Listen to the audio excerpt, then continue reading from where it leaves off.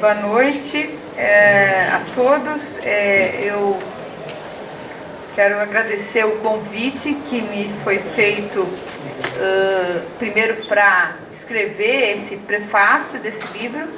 É um convite que me deixou um pouco surpresa, de uma certa forma, como explico nesse prefácio, porque apesar de ter conhecido o Vitor pessoalmente e ter militado na mesma organização, não tive muito contato pessoal com ele. E depois, na vida acadêmica, nós nos encontramos algumas vezes, mas eu também não conhecia sequer a produção intelectual do Vitor como acadêmico, né? Conhecia as qualidades intelectuais do Vitor quando ele era meu dirigente na USI. E, portanto, enfim, aceitei o convite um pouco sem saber exatamente o que é que eu faria, mas me mandaram assim, o enorme material, Dani me mandou, entrevistas, textos, artigos, etc., que era, na realidade, o material que iria compor o livro, né? Então eu fiquei um pouco na dúvida, depois de ler isso tudo. Primeiro fiquei muito espantada de ver que tínhamos interesses muito próximos, do ponto de vista intelectual mesmo, assim, as preocupações eram muito parecidas, discussão de financiarização e, enfim, a relação entre a financiarização e o parasitismo, o rentismo e ganho financeiro, e capital fictício, enfim, todas as conceitos, né, que o Marx desenvolve, principalmente na seção 5 do livro 3. Enfim, então toda essa discussão, todos esses conceitos aplicados à situação atual do capitalismo, e particularmente da situação do Brasil, estavam lá nos textos do Vitor. Então isso me deixou um pouco mais confortável, né, para poder falar alguma coisa.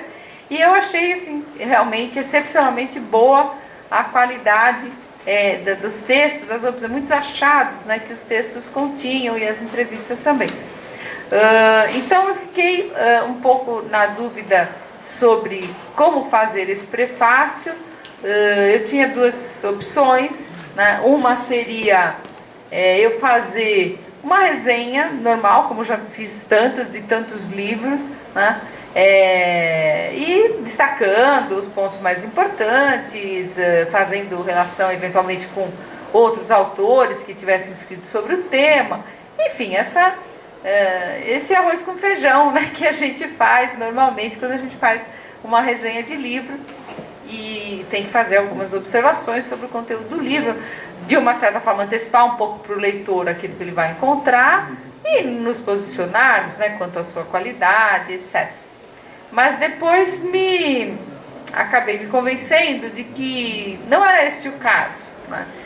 Porque o Vitor não era só um pensador marxista, um intelectual de muito bom nível, que estava pensando as contradições do mundo contemporâneo, do capitalismo contemporâneo, né?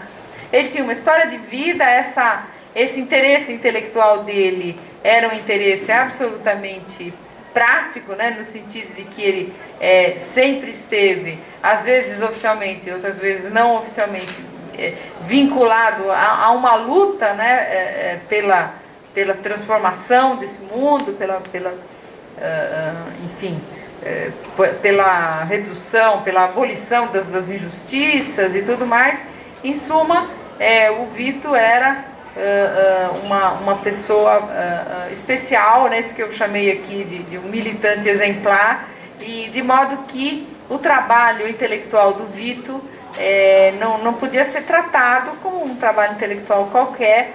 Ele tinha que ter alguma qualificação, alguma caracterização. Então acabei fazendo uma coisa um pouco mista.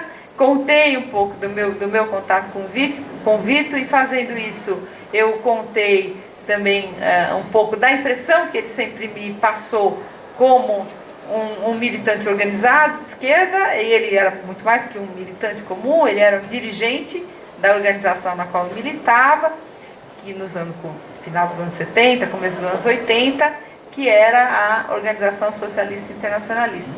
Então eu conto aqui que realmente a figura dele era diferente, né?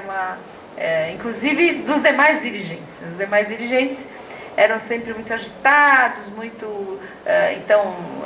faziam discursos mais inflamados e tal. E o Vitor era sempre muito sereno, né? Ele era sempre falava muito pausado, sempre muito tranquilo, sempre muito gentil, né? Enfim, mas ao mesmo tempo aquela serenidade passava uma firmeza de propósitos, né?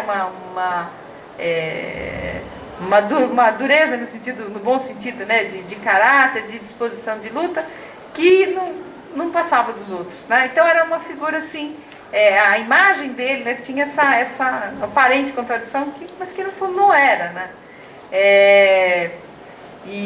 Então o contato que eu tive com o Vitor nunca foi um contato pessoal, a gente nunca chegou a conversar.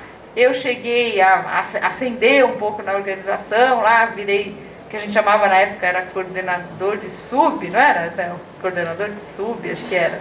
A Belzinha também foi militante.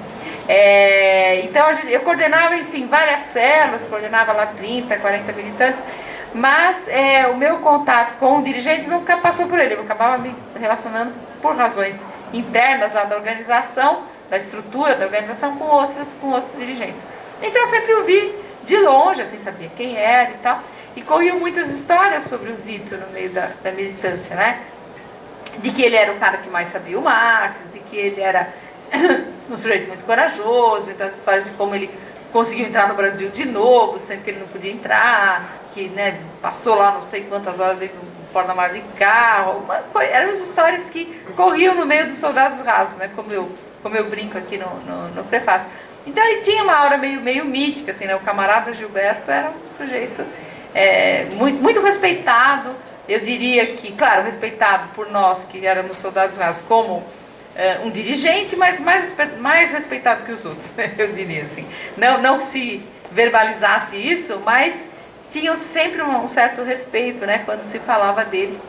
E ele também era o responsável por boa parte das notas políticas que a gente recebia nas organizações, nas reuniões de célula e tudo isso. Bem, depois saí da organização, não vi mais o Vitor, voltei a encontrá-lo por força da realização de um encontro acadêmico em Niterói. Então voltei a encontrá-lo na academia. Eu sabia por amigos que ele era professor, tinha se tornado professor da economia da PUC, eu tenho colegas lá, amigos lá, mas não tinha mais entrado em contato com ele. E aí nos encontramos, eu me apresentei daí porque não sabia se ele sabia quem eu era. Ele disse: você é professora da USP, que é dirigente. Eu era dirigente dessa entidade, Sociedade Brasileira de Economia Política.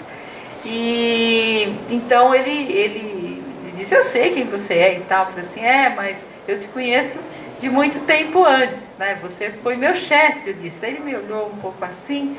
Aí ele falou: na realidade você foi meu comandante em chefe, né? E aí ele riu, aí sacou, né? Então você foi militante, né? Você foi e tal. E conversamos bastante, falamos de política, falamos do PT, isso era em 1998, falamos do Fernando Henrique, enfim, do neoliberalismo, conversamos bastante.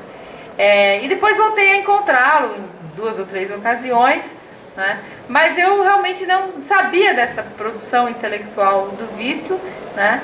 E depois, mais à frente, acho que 2005 talvez, 2006, que foi a última vez que eu cruzei com ele.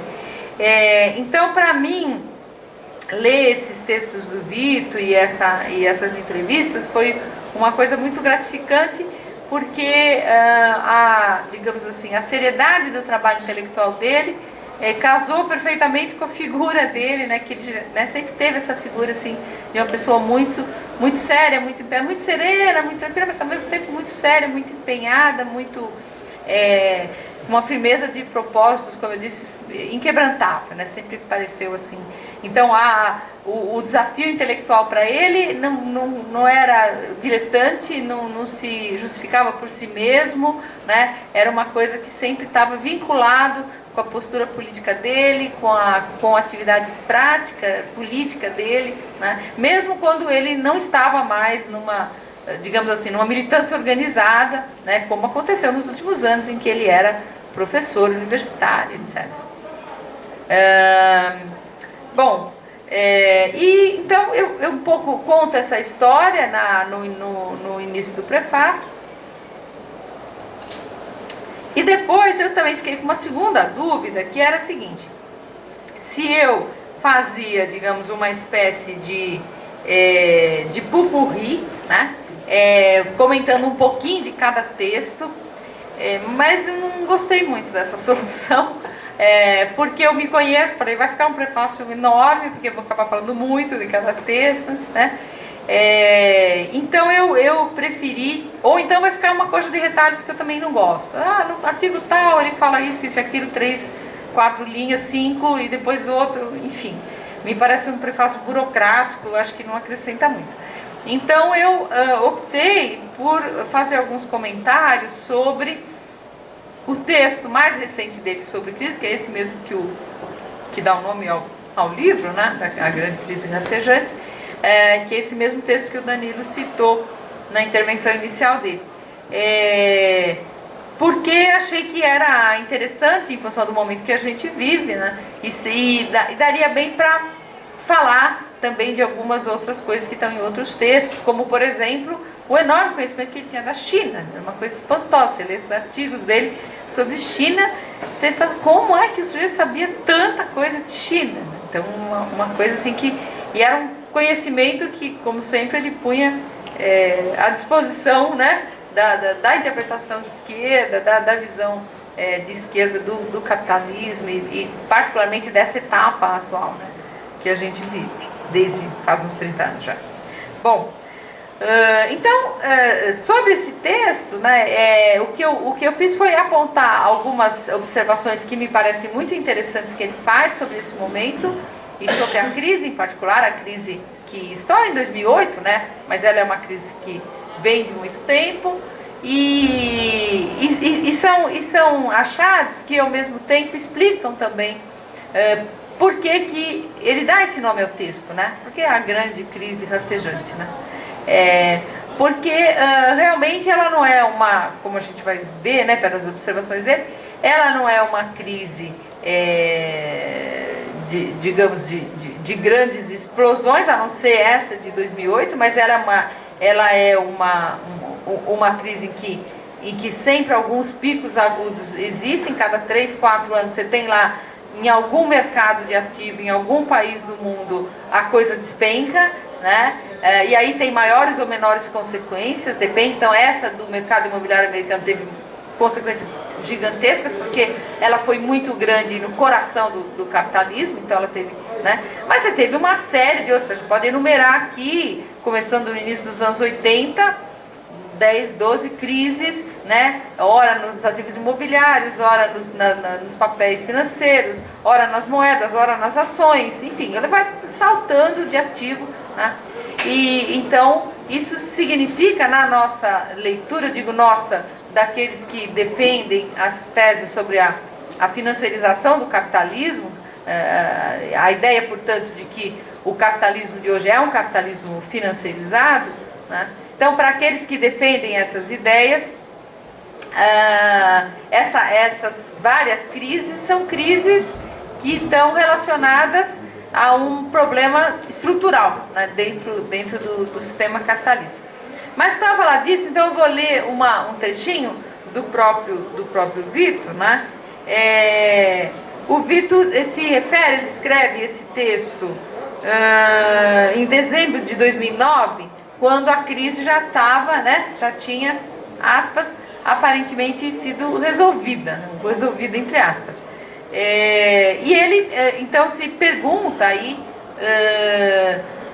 por que essa crise se resolveu, entre aspas, tão rápido, né? Sendo que em outros momentos da história, em crises parecidas, particularmente sempre o paradigma é a crise de 29, né, para comparar, isso não aconteceu. A crise de 29, ela aparece como uma crise na Bolsa de Ações de Nova York, mas leva uma década, afundando os PIBs do mundo inteiro. O PIB americano cai 40% em 3, 4 anos, né? É uma queda de 40% do PIB, é crise para ninguém botar defeito, né? E quer dizer, o mundo todo leva muito tempo para se erguer dessa crise. E isso não acontece agora, pelo menos aparentemente não acontece agora, né?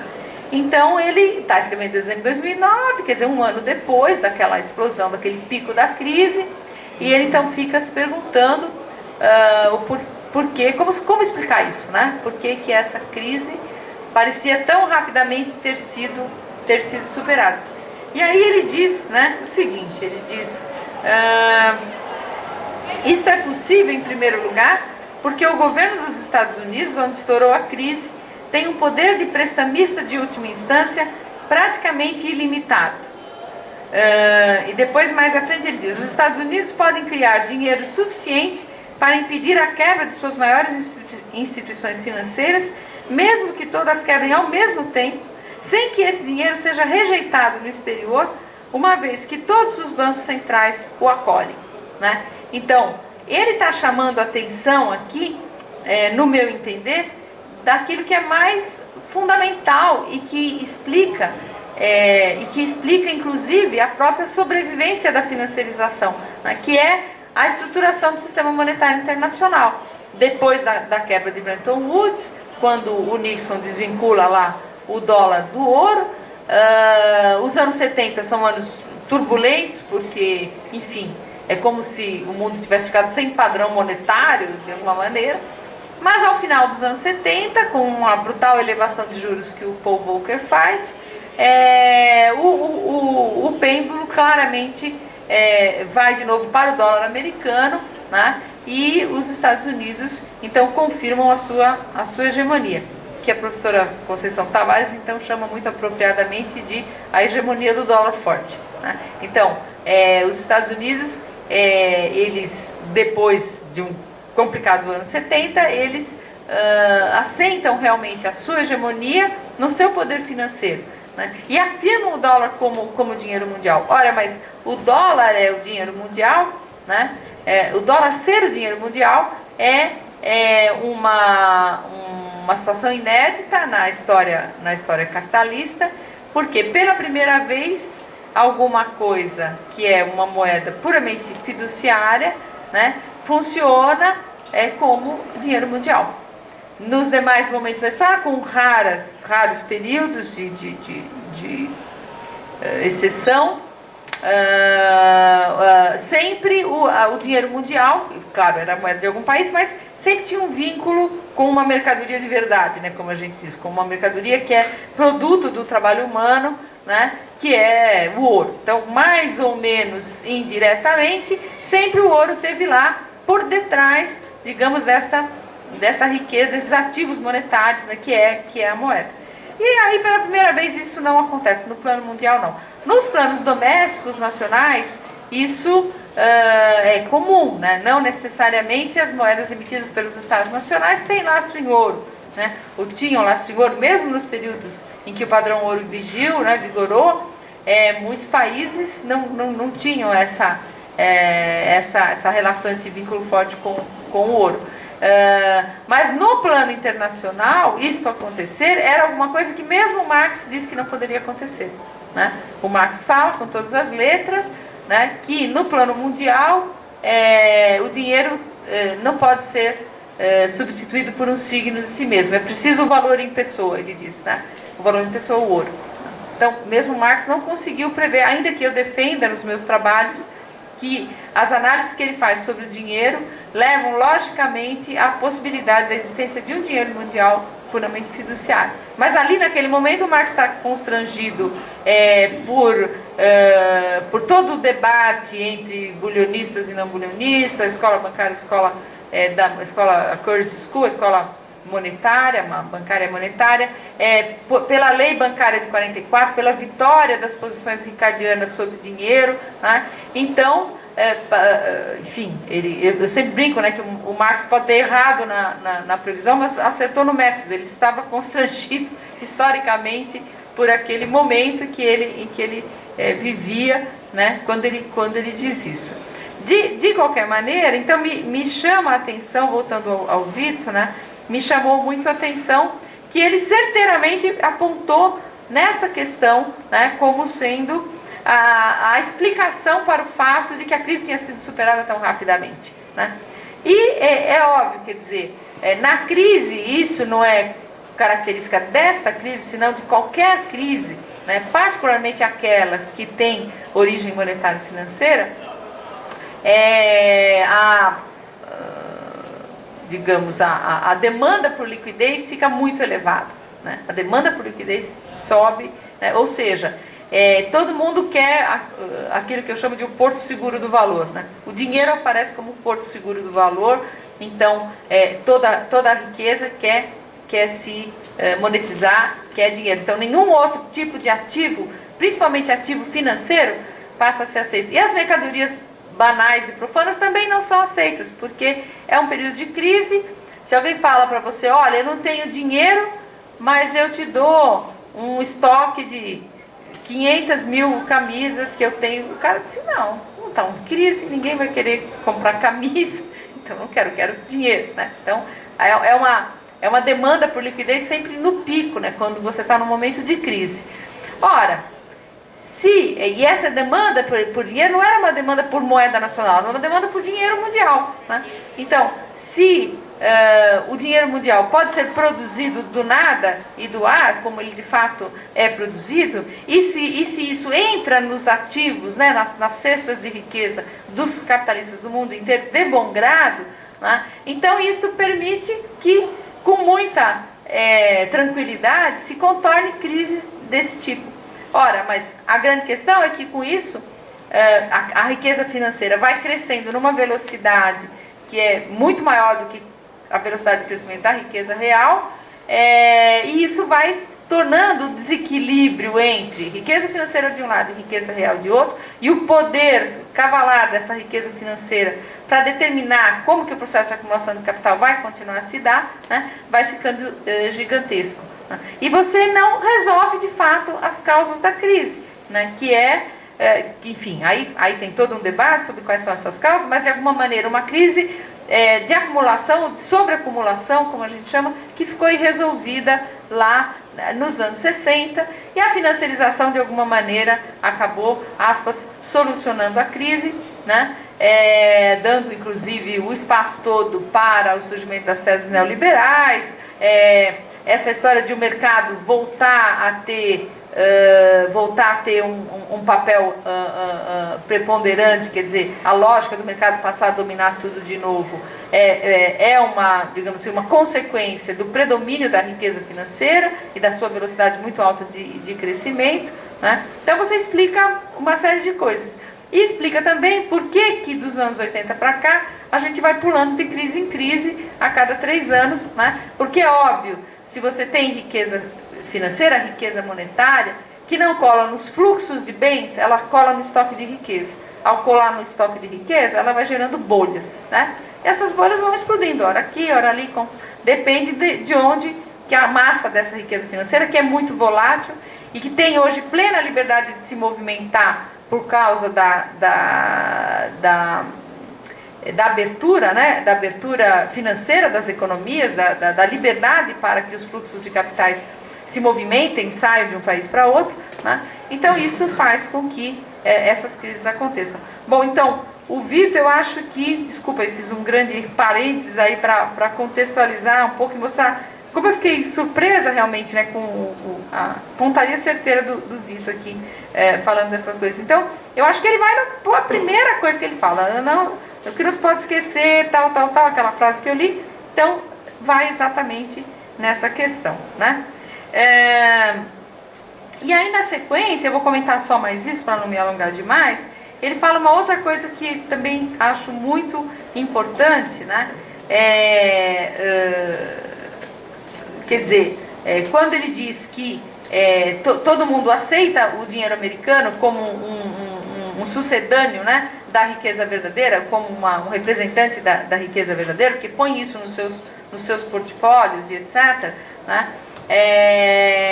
ele está, quer dizer, muita gente falou isso, não, mas os Estados Unidos e outros estados nacionais despejaram trilhões de dólares na economia mundial e tal, né? Mas ninguém vinculou isso com essa coisa que ele chama, né, de o poder de prestamista, em última instância, praticamente ilimitado dos Estados Unidos. Ninguém fez essa vinculação tão claramente. Que foi, então, isso que me chamou a atenção e que bate, enfim, um pouco com a análise que eu faço também.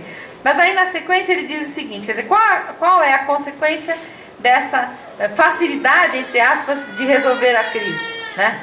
A consequência é a seguinte, né, do ponto de vista político aí, né, para a gente pensar um pouco como que o processo de acumulação do capital vai se dar, então. Ele diz, isso significa que grande massa de capital ocioso foi preservada e que assim se perpetuam arbitrariamente direitos do capital financeiro sobre o produto social futuro e se acentua o caráter parasitário do capitalismo atual, né? Então, isso é fundamental, quer dizer, você preserva a riqueza, principalmente a riqueza ociosa, né? A riqueza financeira, e produz isso, né? Que se perpetuam arbitrariamente direitos do capital financeiro sobre o produto social futuro, né? Então, quer dizer, se a riqueza financeira vai crescendo desmesuradamente, é verdade que a crise queima, né? Sempre ela queima um pouco, mas ainda assim a velocidade de crescimento é muito mais elevada da riqueza financeira do que da riqueza real. Só que essa riqueza financeira, ela tem os mesmos direitos, entre aspas, capitalistas sobre o produto social verdadeiro, né, real, do que a riqueza verdadeira, vamos dizer assim, que seria o capital produtivo, né, as máquinas, as instalações, enfim, as obras de construção civil e tudo isso, que de fato produz bens e serviços, né? Quando você faz um investimento de verdade, você aumenta o fluxo futuro esperado de produção de bens e serviços, você aumentou a capacidade de produção. A riqueza financeira não faz isso, né? Então eu digo aqui o seguinte,